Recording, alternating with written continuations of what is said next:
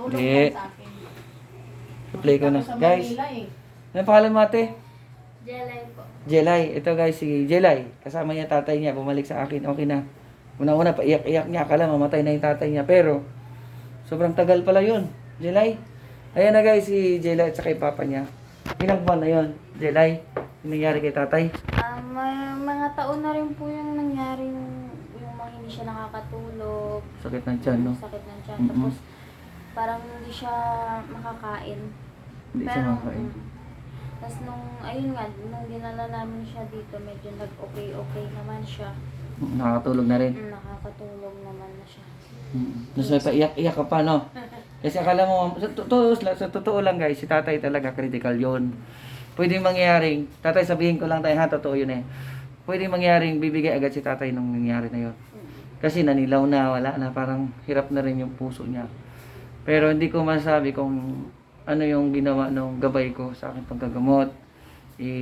Aminin ko, may gabay talaga ako na hindi natin nakikita. Good as good naman. Kasi ako hindi naman talaga ako ng kulam. Yan si tatay, interviewin natin. Ayan, naka-smile na, nakaupo na lang maayos.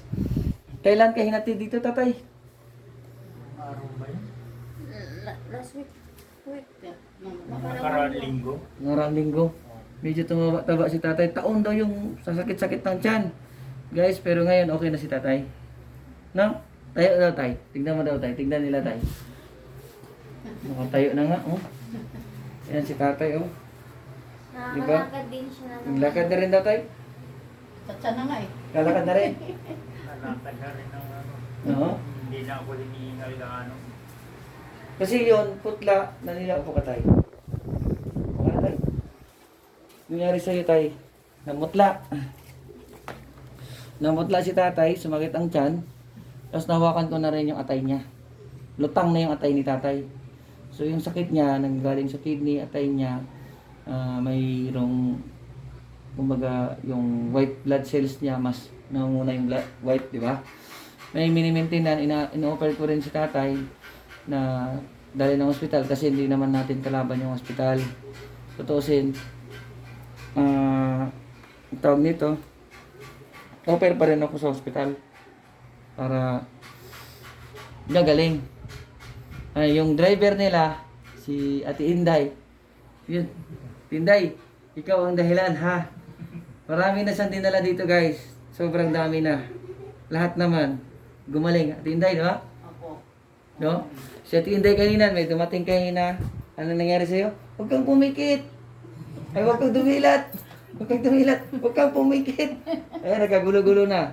Yung dila nila mo na yun, nakalakad na. Nakakalakad na po. Kalakad na, no? Kaya nga, nakabanggit na rin na yung Ronnie.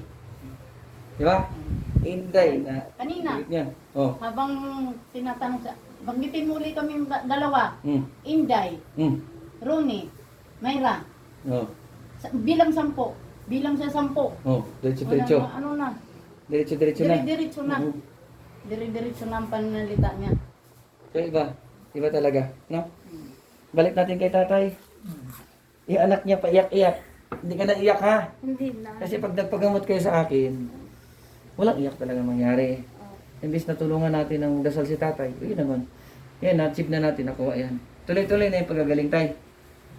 Diba? Oo. Ang salamat tayo, is feeling lang yan.